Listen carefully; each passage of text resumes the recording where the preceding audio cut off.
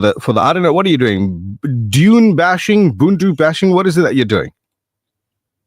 I'm driving a V8. You know what a V8 Land Rover is? A V8 Land, yeah, it's a very powerful vehicle. That's what it is. Yeah, that's what I'm driving on the sand now. But why? What did the sand do to you? I'm just taking a look closer to the water, you know? Have fun. Do enjoy. Wa alaikum salam. TBR, it says, traffic on the program brought to you by Suzuki. When we come back, we're talking about Eskom wanting to list state-owned entities, state-owned firms on the stock exchange. We'll talk about that with Professor Vally Padayachee after this quick break. This traffic update is brought to you by Suzuki Newcastle, a member of the Dockrad Group. For the Suzuki that enables you to live, dream and think big, your limitless potential begins at Suzuki Newcastle. Make every journey possible. Contact us today on 034-312-7805 for a quote. Our customer service-driven sales team is ready to assist you. We don't only deliver nationwide, but right to your door. Suzuki Newcastle, a member of the Dockrad Group. The Breakfast Rush, brought to you courtesy of the Willowton Group, at the forefront of innovation, and one of the leading competitors in the South African FMCG market. There's nothing quite like the taste of a traditional family meal, and at the heart of every great dish is a key ingredient that brings it all together. That ingredient is Sunfoil pure sunflower cooking oil, made from only the finest sunflower seeds. It's a perfect way to enhance the taste of your family's favorite foods. Sunfoil cooking oil is more than just oil. It's the key to bring your family together over a delicious meal and making every bite taste better. Remember, the key ingredient to a great family meal is sunfoil. Tradition just tastes better. As heavy snow and bitter winds descend on Gaza, Afghanistan, and Lebanon, hundreds of displaced and refugee families struggle to survive the winter. Without adequate shelter or clothing, the harsh weather threatens lives. Donate towards AMA's Winter Rescue Campaign to provide the food, fuel, and shelter needed by families in Gaza, Lebanon, and Afghanistan to survive the elements and provide warmth to those in need. My local dealer wants my car. Sellers Cars want it more. Auto wants my car. Sellers Cars want it more. But also wants my car. Sellers Cars want it more. Wow. Shall I give them a call? They'll do more, help more, and you could even get more. 'Cause Sellers Cars want it more. Well, that's more like it. Everyone wants your car, but Sellers Cars want it more. Visit sellerscars.co.za or call 0678 678 678. Hey Bougie Bays, start of 2025 the Bougie Bay way by making your memories last forever. Visit our permanent jewelry stands this January events and set the trends for the year. Save the dates and see you there. Bougie Bay, Durban's first ever permanent jewelry brand specialist. The brand that started the permanent trend. The Breakfast Rush, brought to you courtesy of the Willowton Group, at the forefront of innovation, and one of the leading competitors in the South African FMCG market. Well, TBR, it is at 13 minutes after 7, live on Facebook, live on YouTube as well. South Africa's government said it is closely collaborating with the Johannesburg Stock Exchange about listing the nation's struggling state companies with a view forward fostering investment. The government has repeatedly suggested it may privatize non-core entities, but the process has never gained traction. Last year, it proposed amendments to its so-called public-private partnerships laws, a measure aimed at encouraging private capital to invest in state infrastructure and projects. Joining us this morning to discuss this further is Professor Vally Padayachee, power and energy expert and a former executive manager of Eskom and former senior executive of City Power Johannesburg. Prof, a very good morning to you once again and welcome back to the Breakfast Rush.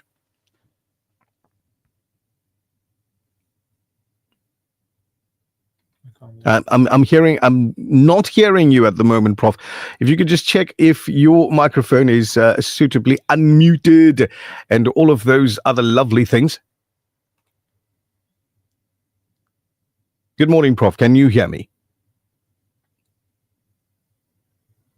So we're on video at the moment, and I can see him. I can see that he's not sitting in his usual area setting, whatever the case may be. Prof is saying to Zach that he's traveling at the moment, so he's not at home. He's at a hotel, whatever the case may be. So he may be having a little bit of difficulty. So Zach's just going to try and telephone him really quickly, just to have a chat with him to see with regard to settings and all of that. So, Prof, expect a call from Brother Zakaria really quickly. We can get a few, and I don't like using the term technical, because then our technical team is like, but Nish, you know, we didn't do anything. You said Soup's, I'm sorry, not Soup. You said Prof's traveling. Yeah. So let's just boil it down to possible reception technicalities. May just be. Is your breakfast rush? And I do see, whilst we're talking about it, right? I do see messages coming through on WhatsApp. Fawzi, PMB, Assalamu alaikum. Good to have you back. Jazakallah, guys, for reading my messages. You're most welcome. Birthday messages? Salams and happy birthday to Muqtasid Tajmoon. Wishing you all the best. May Allah subhanahu wa ta'ala grant you the best of health, wealth, and prosperity. From Imtiaz and Mu'inuddin. Assalamu alaikum. Wishing you a very, very happy birthday for today. Many. Yes, I can hear you, but I'm just checking my mic setting. Let's see. And you says I'm on. Salman Joy. If I'm on, yeah. Hey, didn't give us Dad's name. Prof, can you hear us now? Or let's see if we can hear you. There we go. Gotcha, Prof. Assalamu alaikum. Good morning once again, and welcome back. Good morning, Prof. Welcome back. Well, good morning, Michelle and Edwina. Can you hear me now? Yes, we can hear you. Thank you so much for that. Prof, let's just jump straight into the discussion for this morning. What, in your opinion, prompted the South African government to consider the possible listing of state-owned enterprises like Eskom and Transnet on the Johannesburg Stock Exchange? Yeah, I'm just apologize because I'm coming to you from Australia. Maybe that's a communication issue. Yes, I think in my opinion, there could be a few reasons, but obviously in the interest of time, let me focus on those that I think are the primary reasons for this possible listing. Obviously from the media reports, the decision stemmed, as you've alluded to, from the need to foster investment in our struggling state-owned enterprises. I think that's common knowledge. And given that, Michelle, the government recognizes that a market-oriented approach can attract private investment, enhanced operational efficiency, and ultimately, which is quite important, contribute to the economic growth of the country. Now, let me also add to that media report, to this narrative. Generally, globally, when investment is required for state-owned enterprises, there are, like Eskom and Transnet, there are two main imperatives. The first one is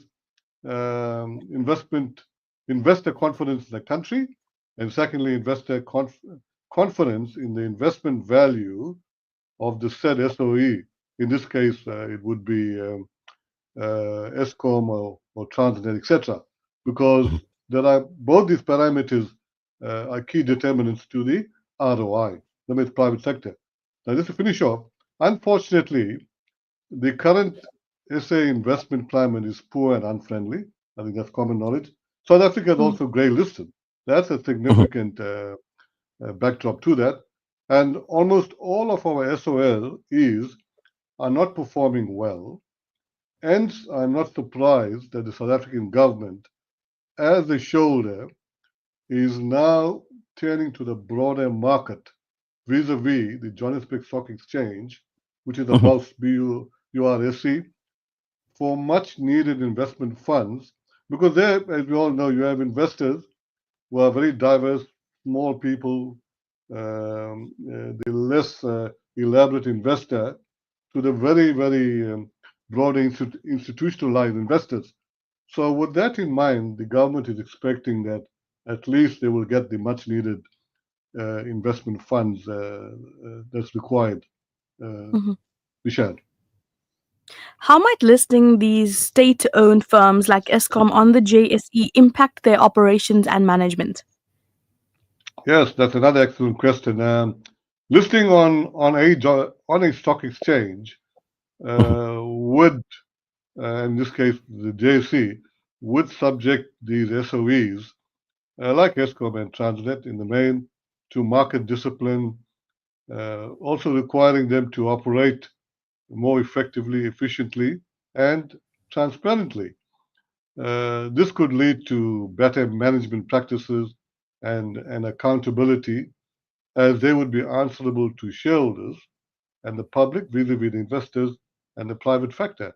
So all in all, it's a very transparent move, and it augurs well in that respect. So, in your opinion, what role does the Johannesburg Stock Exchange play in this initiative?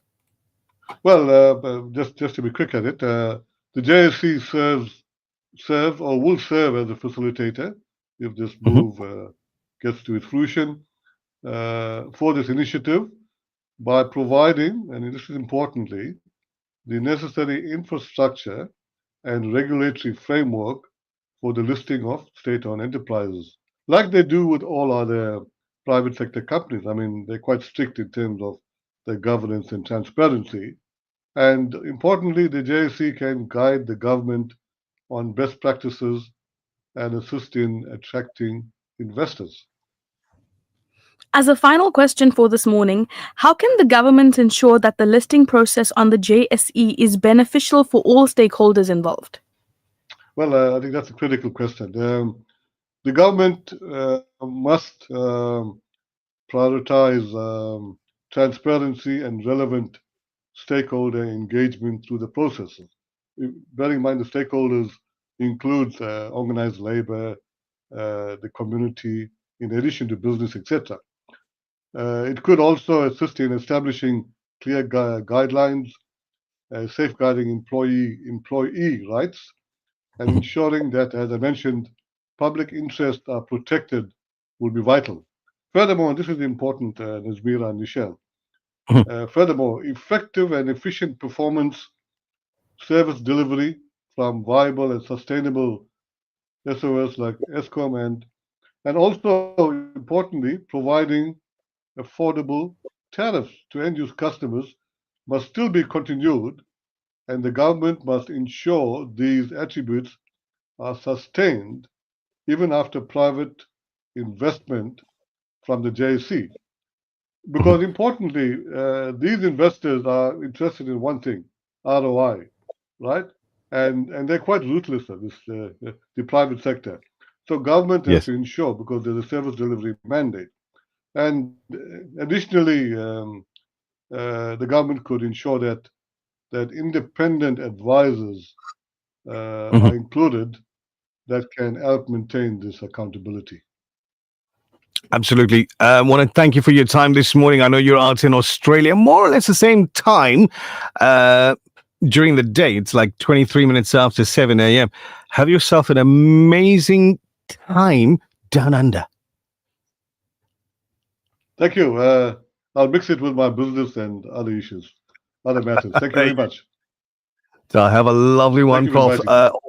Pleasure speaking with you. That was Professor Vally Padayachee, power and energy expert and former executive manager of Eskom and former senior executive of City Power Johannesburg, speaking with us this morning on the subject of the state wanting to list onto the Johannesburg Stock Exchange a few of the state-owned entities. Professor's down in Australia, and we're grateful that he's taken the time off his journey down there to chat with us this morning. When we come back, we'll let you know on a Monday what you can expect at our set of Vodacom stores. Waking you up every weekday morning.